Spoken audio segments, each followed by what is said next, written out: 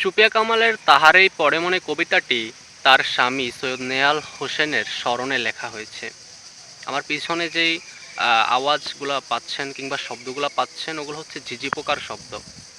এবং কবিতাটা যদি আমি বলি, কবিতায় তাহারই পড়ে মনে কবিতায় কবি ভক্ত কবিকে বলতেছেন, হে কবি নীরব কেন, ফাগুন যে এসেছে ধরায়, বসন্তে বরিয়া লবে নাকি তব বন্ধনায়, কহিল সে স্নিগ্ধ আখি তুলি, দক্ষিণ দুয়ার গেছে খুলি, বাতাবি নেবুর ফুল ফুটেছে কি আমের মুকুল, দক্ষিণা সমীর তার গন্ধে গন্ধে হয়েছে কি অধীর আকুল।